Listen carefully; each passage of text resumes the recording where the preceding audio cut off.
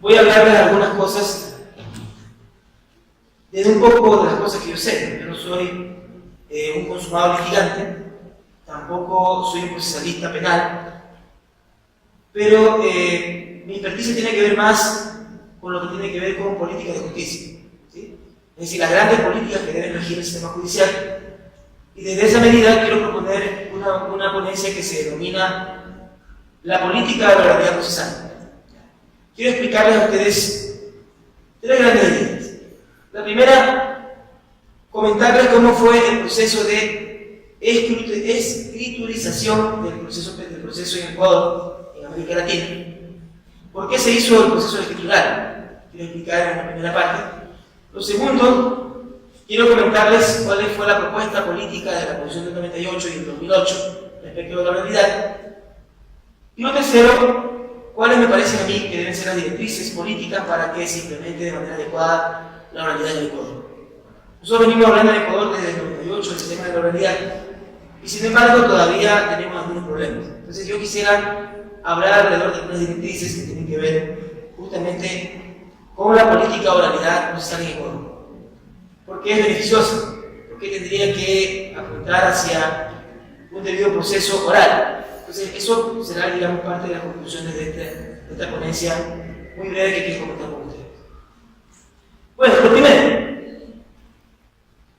Bueno, nosotros tenemos en América Latina, en particular en Ecuador, la impresión de que siempre el proceso ha sido escrito, ¿sí? Nosotros fuimos educados en la cultura escritural. De hecho, les comento una cosa que puede ser un poco grave. A pesar de la magistral ponencia de la persona que me antecedió, me parece que todavía en Ecuador seguimos estudiando todavía el derecho desde el punto de vista escritural. No hemos todavía dado un giro cultural y un giro metodológico y didáctico en las universidades para poder entender la oralidad de otra manera, ¿sí?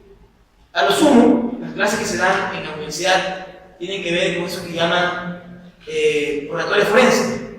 Y los profesores que dan esa materia generalmente son profesores de relleno. Es decir, es un profesor que no pudo alcanzar las materias principales y le dicen que de esta materia. Y luego la materia se refiere básicamente a cómo establecer un discurso que no necesariamente es jurídico. Yo recuerdo que cuando estuve en la universidad, yo también, como ustedes, recibí esa materia, oratoria forense. Y el profesor era un muy gran orador, que, digamos, hacía discursos en cócteles, que hacía discursos en matrimonios, en primera comunión, o en discursos políticos, pero no necesariamente eso tiene que ver con el discurso jurídico. Es decir, todavía tenemos una agenda pendiente en Ecuador para que esa materia y otras materias que tienen que ver con la oralidad realmente logren realizar el cambio que se necesita en el caso de Ecuador para avanzar una cultura oral. Es decir, somos todavía como abogados formados en la cultura de la escrituralidad, ¿sí? A pesar de que se habla mucho de la oralidad procesal. Y eso, por supuesto, incide en la práctica diaria del derecho procesal en Ecuador. Si ustedes revisan una materia que conozco un poco más, la materia constitucional, se hace un debate más o menos organizado entre la postura de quien plantea la demanda y la persona que es demandada, ¿ya? Y se hace en términos bastante, ¿qué le podría decir? Bastante espontáneos. Se presenta el contenido de la pretensión, el otro le contradice, hay una réplica y una contrarréplica y se termina. Pero luego el juez, después de haber escuchado una audiencia de acción de protección, que en algunos casos demora hasta 5 o 6 horas, después de deliberar medio minuto, dice negar la pretensión. Y se quedó ahí. Entonces, ¿dónde está la oralidad? ¿Cuál es la utilidad de la oralidad? ¿Facilitar el trabajo del juez? ¿O en realidad la oralidad debería propiciar el debido proceso de las partes? ¿Sí? Entonces me parece a mí que todavía en Ecuador esa falta de dar ese giro hacia una cultura de oralidad todavía está pendiente.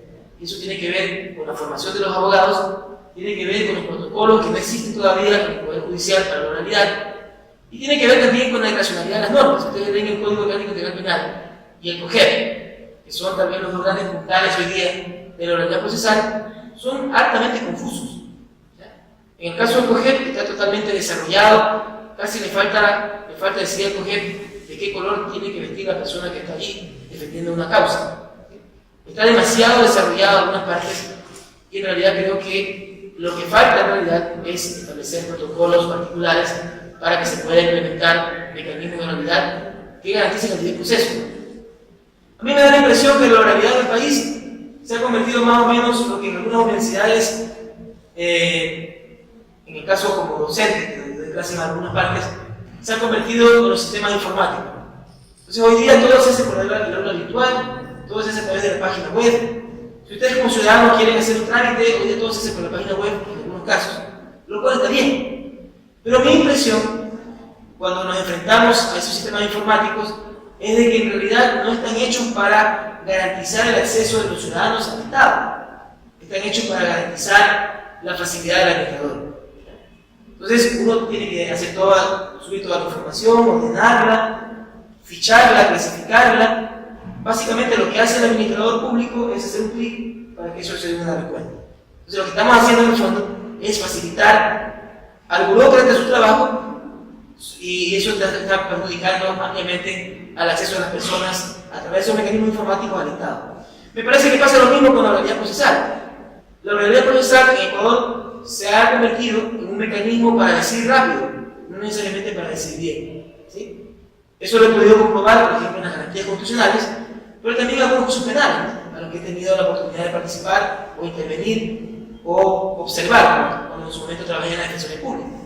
Allí ocurre lo mismo. Después de un extenso debate, a veces bastante organizado, a veces totalmente desorganizado, ¿sí? Luego al final, el Tribunal Penal o el juez simplemente dice en medio minuto, negada la pretensión, aceptada la demanda, culpable, condenado tal, sin necesidad de que haya un razonamiento jurídico. Entonces me pareciera que, lastimosamente, la oralidad procesal se ha convertido todavía en Ecuador en una forma de resolver rápido, no necesariamente resolver bien. ¿Sí? Pues bien, ¿cómo se convirtió o cómo se construyó en Ecuador la cultura escritural? ¿Sí? Porque una cosa que es curiosa, no toda la historia de la humanidad significó que el derecho fuera escrito.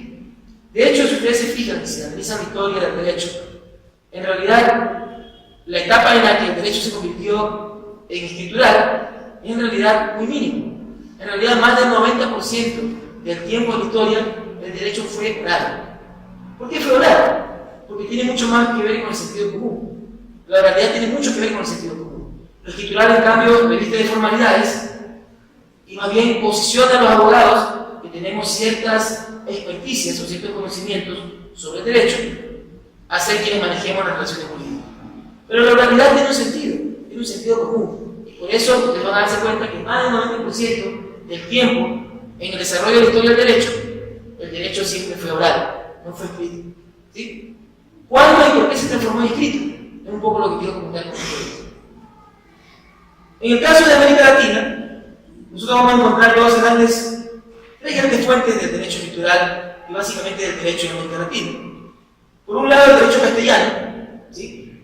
Que se desarrolló entre el siglo XIII y el siglo XVI, que se refiere a un sinnúmero de normas que en España servirían para la regulación de la relación entre un sinnúmero de poblados y personas que eran absolutamente distintos. ¿Sí? Si ustedes se fijan, España recién logró más o menos unificarse después del periodo franquista. ¿Sí? Pero antes de eso, uno de los grandes problemas que tenía España era el problema territorial en cuanto a las autonomías y en cuanto a la falta de sentido nacional. ¿Sí? Entonces eso propició que existieron un sinnúmero de normativas que juntas permitieron más o menos regular la relación entre los ciudadanos españoles durante casi 5 siglos. A eso le denominaron derecho castellano. La otra fuente es el derecho de India, o el derecho indiano, que son el sinnúmero de instituciones en América Latina y en las colonias de ultramar se dieron desde España para poder regular las relaciones humanas en todos los territorios conquistados por España durante casi 5 siglos. ¿Sí? El conjunto de esas instituciones se denominaron derecho de Indias. Y finalmente, el derecho foral, que era un sinnúmero de normas que permitían el manejo de fueros en España. Eso se llama derecho foral. Ese derecho foral tenía que ser escrito porque era el que regulaba la forma como se manejaban las jurisdicciones y fueros en toda España durante aproximadamente 8 siglos. ¿Sí? Por esta realidad, este tipo de fuentes que estaban pensadas para unificar el Imperio Español se hizo necesario que gran cantidad de normas estén por escrito, ¿sí? En el caso de América Latina, las normas de India llegaban, por decir, cada 50 años, porque eso se hacía, por ejemplo, en Castilla, y luego 50 años llegaban a América Latina para que puedan regir, ¿sí? Entonces, obviamente, no podían ser órdenes verbales, tenían que ser órdenes escritas. Toda la normativa de India era una normativa profundamente escrita y desarrollada. Posiblemente ustedes van a ver aquí que en esta idea cultural de las leyes de Indias, posiblemente encontraremos esa necesidad casi maníaca que tenemos en América Latina de hacer normas extremadamente desarrolladas. Es decir, en el caso de Ecuador, tengamos una constitución con 444 artículos, tiene que ver con este tipo de cultura, ¿sí? Tiene que ver con el derecho de India, que siempre fue extremadamente desarrollado para efectos de que se pudiera cumplir en América Latina, ¿sí? Esto propició, me parece a mí, la primera gran fuente en América Latina del derecho, haciendo la necesidad de que el derecho en América Latina sea profundamente escrito. Pero no solamente escrito, sino ritual. ¿Por qué tenía que ser ritual?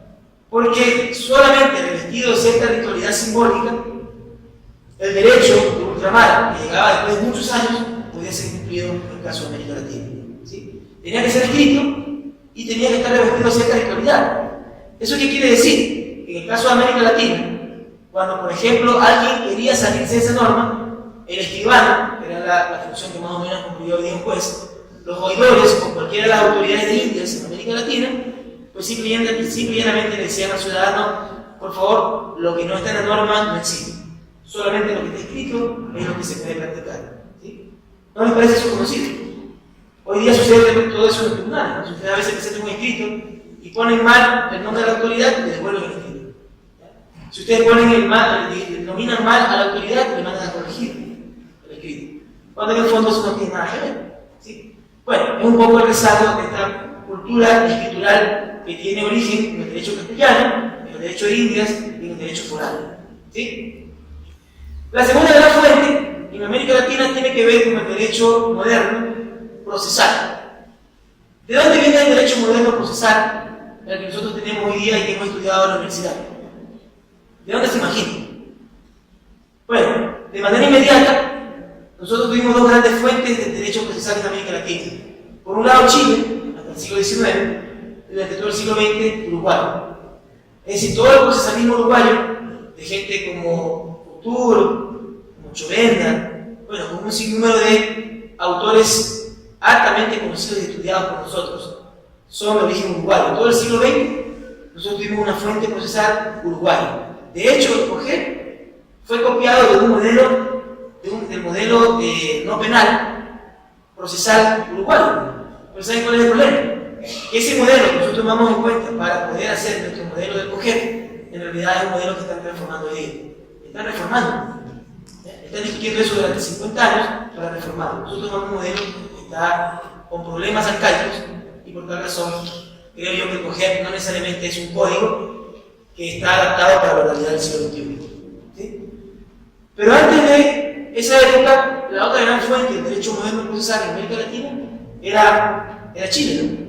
Si ustedes recuerdan, Chile, durante todo el siglo XVIII y el siglo XIX, era lo que dictaba en América Latina la estructura formal y material del derecho.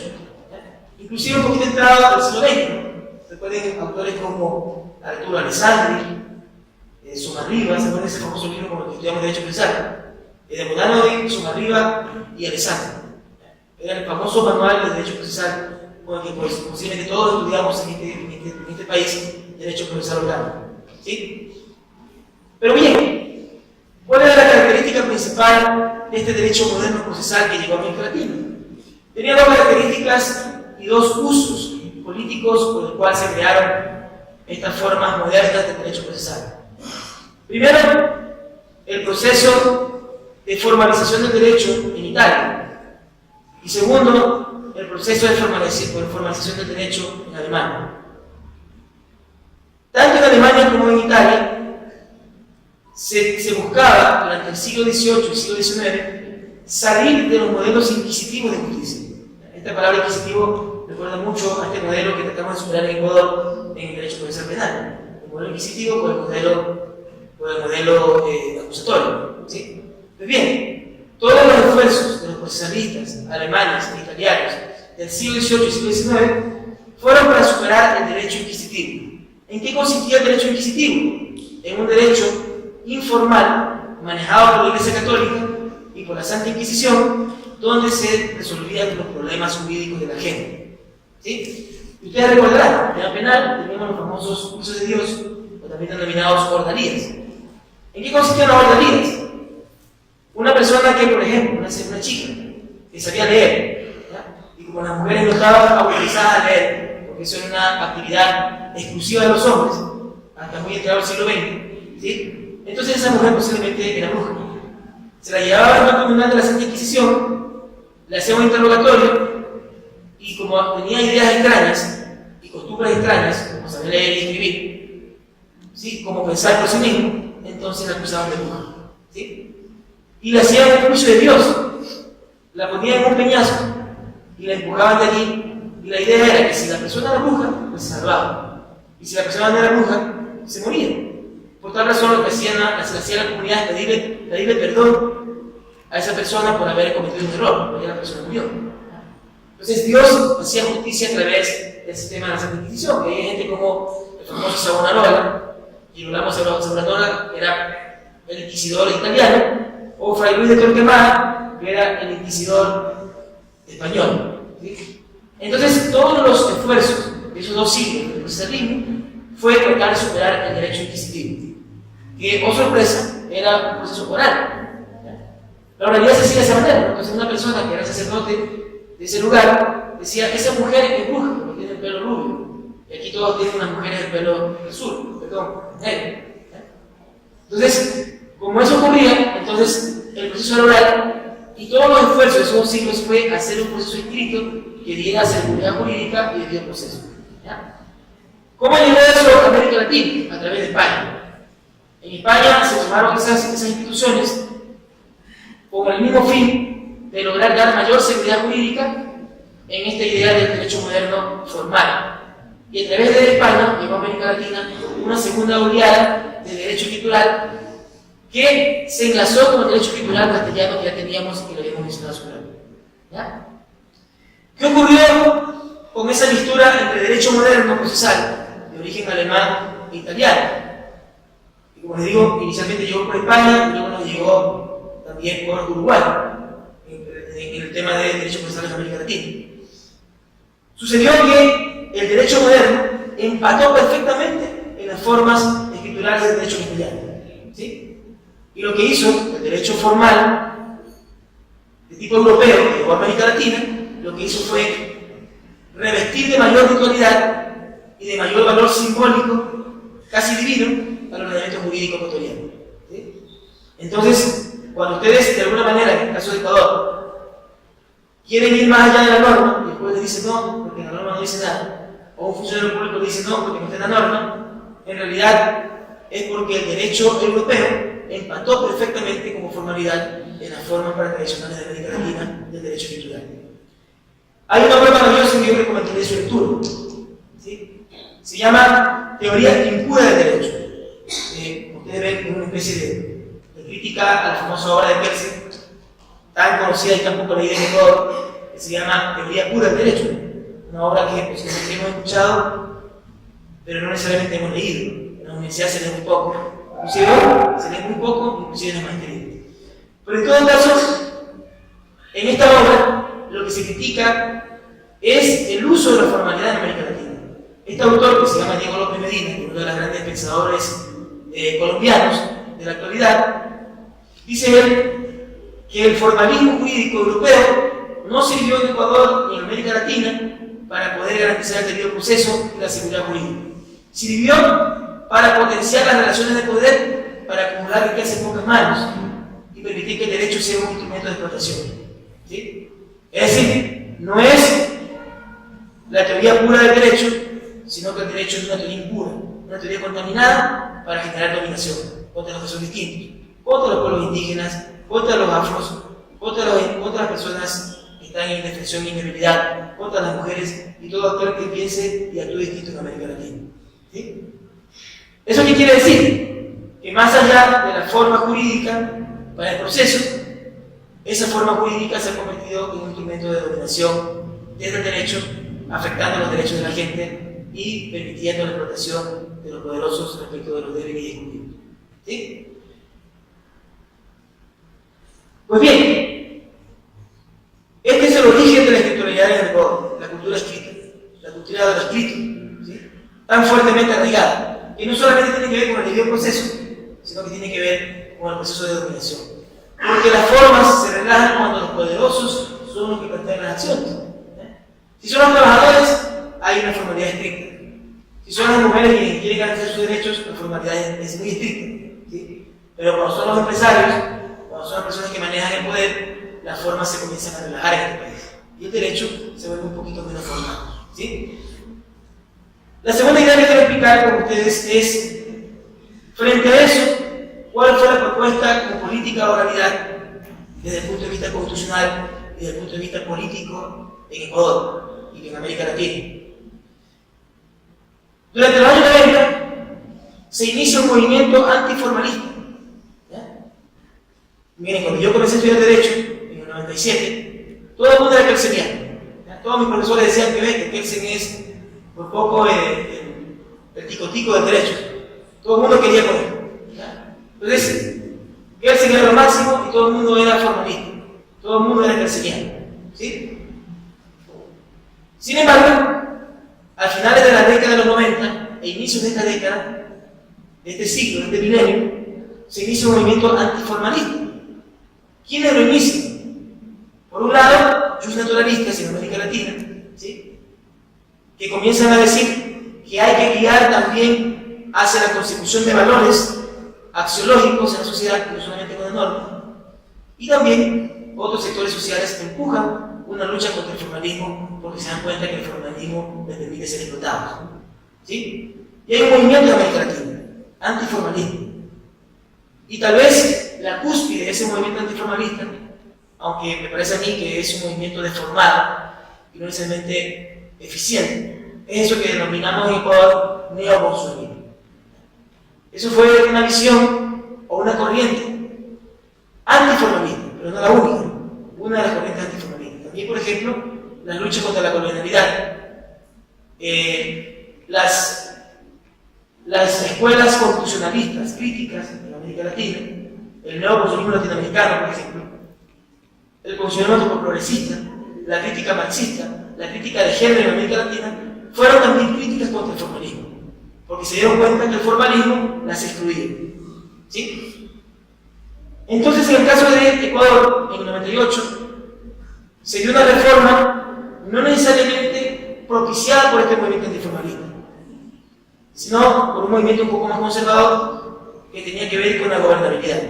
Entonces, en América Latina se hicieron algunos cambios para generar buenos gobiernos a través de reformas constitucionales que garantizaran reglas de juego democrático más justas y más entendibles.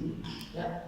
Controles entre poderes, se crean los tribunales y cortes constitucionales para poder controlar el poder desde afuera, se crean mecanismos como las acciones de institucionalidad, las acciones de garantía, como el amparo, ahora de protección, porque se quería generar gobernabilidad.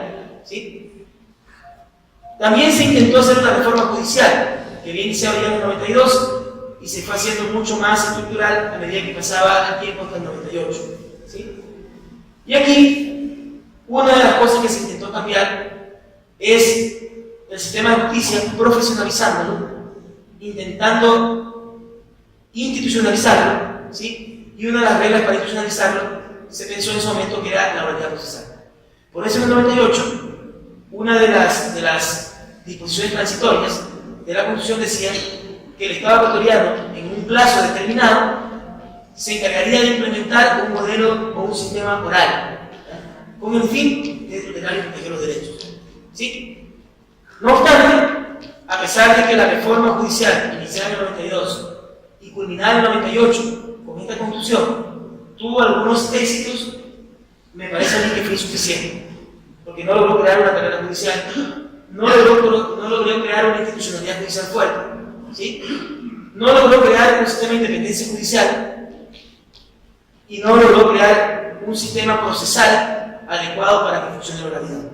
Por eso, a pesar de que en el 98 se hizo este intento de reforma, apenas lo oral logró transformar un poco lo laboral, algo de la materia de tránsito, y esto que llama mecanismo alternativo de resolución de conflictos.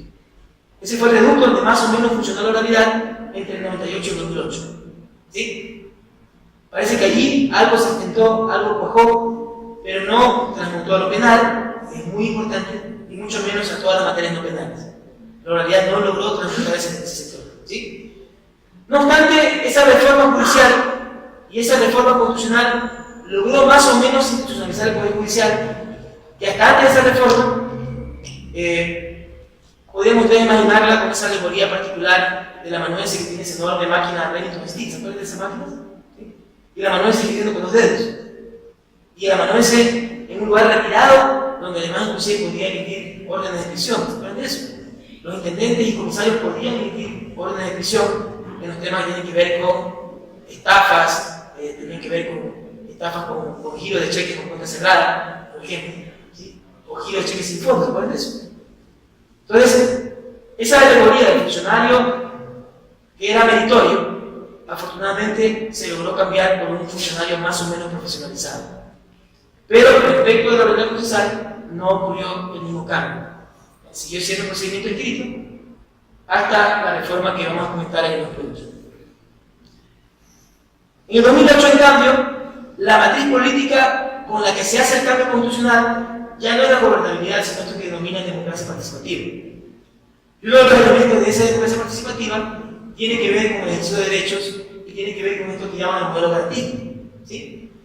Sobre la base de eso, se volvió a implementar la política oralidad en la Constitución. Ustedes revisan desde el artículo 166 hasta el 169, y allí se regula o se intenta regular la oralidad procesal. ¿Sí?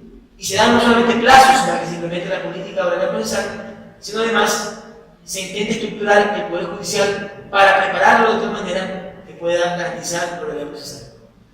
Y me parece a mí que en todo caso se logró un éxito interesante, que fue intentar normativizar la oralidad en el COIP y en el COGEP. Y bueno, y algo también en el CODA, que se acaba de aprobar también hace unos meses atrás. No obstante, me parecería a mí que todavía hay una agenda pendiente respecto de qué es o cuáles son las directrices que tienen que plantearse para poder implementar de manera adecuada la oralidad procesal en el Ecuador. Y es la tercera cosa que les voy a decir ahora. Hemos visto hasta ahora cómo se construyó esa cultura escritural que hasta ahora no podemos destruir. También hemos visto cuál fue el planteamiento y la política de oralidad en el 98 y 2008. Ahora la idea es plantearles a ustedes cuáles son las directrices que tienen que garantizarse en lo posterior para que la oralidad sea materialmente posible en un Ecuador y no solamente esté formalmente en los códigos. ¿Sí? Se me ocurren cuatro cosas. Algunas de las cosas que ya hemos criticado inclusive en el COIP y en el COGEP y que yo creo que se implementaron mal y que hay que mejorar. ¿Sí? Lo primero, hay que simplificar y disminuir los actos y fases procesales. Si no se hace eso, la oralidad se vuelve compleja. ¿Ya? Si ustedes revisan el COIP, pero particularmente el COGEP, en vez de disminuir la cantidad de actos procesales, en vez de disminuir la cantidad de procesos, lo que hizo fue multiplicarlos. Por ejemplo, ¿por qué tener procesos? ¿Por qué tener acciones de ejecución? Cuando era más lógico regular la fase de ejecución de los juicios ordinarios. Estamos haciendo exactamente lo mismo que los procesalistas italianos y alemanes hacían en los años 40. Multiplicar procedimientos. Porque pensaban ellos que de esa manera se garantizaba la seguridad jurídica. Entonces, recuerden ustedes lo que pasaba antes del COGEP. Teníamos el procedimiento ordinario, que demoraba 10 años, y después ese procedimiento ordinario, con una caución, lo podíamos transformar en un procedimiento ejecutivo, y demoraban 10 años más. Es decir, durante 20 años estábamos discutiendo la ejecución de una letra de cambio. Bueno, no todo estuvo mal en el COGEP, porque, por ejemplo, las letras de cambio y algunos documentos, que no necesariamente son instrumentos públicos, se someten a un procedimiento bastante expedito, que es el procedimiento monitorio. Pero no obstante, no solamente que se multiplicaron procedimientos, en los procedimientos se multiplicaron instancias, se mantienen instancias que son absolutamente innecesarias. Por ejemplo, la calificación de la demanda. Por supuesto, en el siglo XIX, cuando la población ecuatoriana en un 99% era analfabeta, tenía sentido que se permitiera al escribano que pudiera calificar la demanda. Porque si ustedes recuerdan, los abogados no necesariamente en el siglo XIX pasaban por una universidad. Eran una especie de funcionarios meritorios que aprendían la letra de la ley y defendían casos. ¿Sí? Cuando ya tuvimos en los años, en el siglo XX, ya tuvimos nosotros universidades estructuradas, ¿sí? También había problemas, porque había disparidades. No era lo mismo el abogado de Quito que el abogado de Intihuatí. No era lo mismo el abogado de Sucumbíos que el abogado de Tumaco. Había disparidades en la formación de los abogados. Hoy día, esas diferencias ya no son tan grandes. Es decir, ustedes van a ver que hay muy buenos abogados en esta ciudad que compiten en igualdad de condiciones con el Instituto de Guayaquil. Por muchas razones, porque la universidad ha mejorado, porque los medios de comunicación han ampliado el acceso a las fuentes de la gente. Y por tal razón, también es posible acceder a muchas fuentes que antes no era posible, como dicen. ¿Sí? Es decir, esas diferencias ya no son tan amplias. ¿Sí? Hay abogados con mejor calidad, con mejor caligrafía, con mejor ortografía. ¿Sí? Entonces, en la actualidad no tiene sentido que exista ese acto procesal de calificar la demanda. En el siglo XIX sí, en los años 40 sí, porque los abogados, muchos de ellos, los abogados eran meritorios, no eran abogados formados. En la actualidad es casi imposible que un abogado meritorio vaya a una audiencia. De hecho es imposible, no puede. Entonces, muy difícilmente yo creo que hoy día tendríamos que conservar esa idea de calificar la demanda. ¿Qué es lo que debería pasar? Es formalizar el proceso. El juez llama a la audiencia preliminar y si tiene dudas respecto de lo planteado por escrito en la demanda, no te busca el demandante. ¿Sí? Disculpe, no se entiende su pretensión. ¿Me puede explicar? En la contestación, no se entiende la contestación. ¿Me puede explicar? Lleguemos a un acuerdo. No se logra el acuerdo, entonces hay litis para discutir. ¿Sí? Y se fijan los puntos litigiosos sobre los cuales se va a discutir. ¿Sí? Pero ¿para qué tener ese acto procesal tan necesario? Lastimosamente el COGEP y el COIP están, bueno, el COIP un poco menos, pero el COGEP tiene un sinnúmero de datos procesales que son absolutamente innecesarios. Absolutamente. ¿Sí? Entonces, lo que tenemos que hacer en el futuro es simplificar y disminuir actos simplemente procesales para que funcione la oralidad. ¿Sí? Segundo, tampoco podemos sacralizar la oralidad. No todo el proceso tiene que ser oral, es absurdo. Hay algunos actos procesales que necesariamente tienen que estar por escrito. ¿Sí? La demanda tiene que estar por escrito. O sea, difícilmente en una demanda, excepto una demanda de protección, por ejemplo, una garantía, que se puede prestar oralmente, es un tema más sentido común. En una materia tan compleja como penal o no penal, en el COGEP, claro que tiene que estar por escrito la demanda, no puede ser de otra manera. En los sistemas orales del mundo, por excelencia, los sistemas anglosajones, aún allí, esos actos procesales son por escrito, no pueden ser orales. ¿Sí? No obstante, en el caso particular del COGEP y del COIP, hay muchos actos procesales que no necesariamente deben tener audiencia. Cuando se estaba haciendo el COGEP, les comento una cosa anecdótica. Se estaba pidiendo que hasta por audiencia se decidiera cuando las partes procesales piden copias certificadas. Eso afortunadamente se cambió, se eliminó porque era absurdo. O sea, una cosa es tener un sistema oral por audiencia en realidad, y otra cosa es tener un sistema seguro que necesariamente debe tener algunas partes que son escritas. La demanda, la contestación de la demanda, la reconvención, el documento de apelación, ¿sí? Tiene que estar por escrito, no puede ser de otra manera. ¿Sí? La apelación no puede ser oral, debe ser por escrito. ¿Sí? Necesariamente. Ahora, hay algunos actos procesales que siendo orales tienen que ser exactos, y eso es un problema que tiene el COIP y tiene el COGEP en el caso de Ecuador.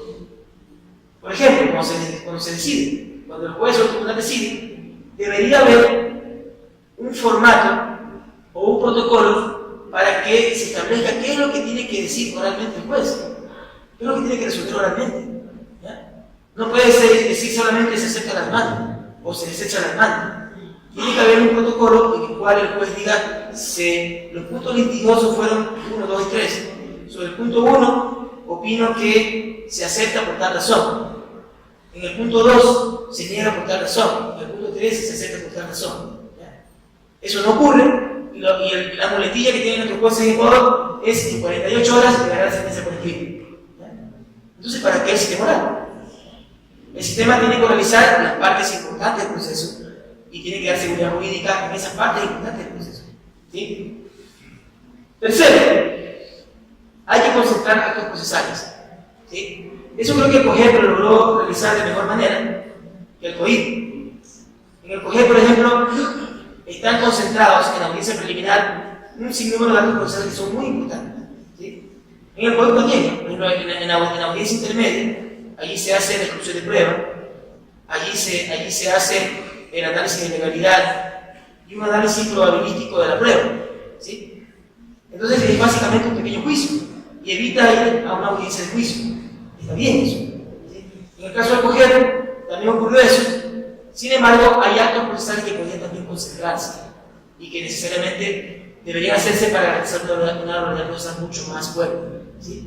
En el caso del COGEP, por ejemplo, la audiencia preliminar permite hacer exclusión de prueba, discutir las nulidades, discutir los problemas de forma, pero me parece a mí que falta algo muy importante, que es que allí se fijen los puntos de litigio. ¿Sí? Eso debería tener un protocolo para que estén claros cuáles son los puntos de litigio y por qué va a ser la audiencia de juicio. Si no, luego también tendríamos un problema de total informalidad de la audiencia y total razonablidad de ese sentido. Bueno, y lo final, me parece a mí que debería regularse de manera adecuada la fase de ejecución y eliminar en el corto plazo las sanciones de ejecución. Son inoficiosas. Están condenando al litigante a litigar un proceso adicional después de haber ganado un proceso ordinario. Eso es terrible. Entonces debe, de alguna manera, regularse la fase de ejecución. Una parte muy importante que lastimosamente no se hizo en ninguno de los dos códigos de manera adecuada es la fase de la reparación integral. En el COIP está un poco mejor regulada la fase de reparación integral, pero en el caso del COGEP la reparación integral está casi empañada. ¿Sí? Me parece a mí que en buena medida es allí donde tiene que estar planteada la gran reforma procesal de los próximos años. La reparación integral es la parte más importante del proceso. ¿Por qué? Porque va a permitir dar respuesta a los problemas sociales y a los problemas procesales que se plantean desde las partes al organismo de justicia.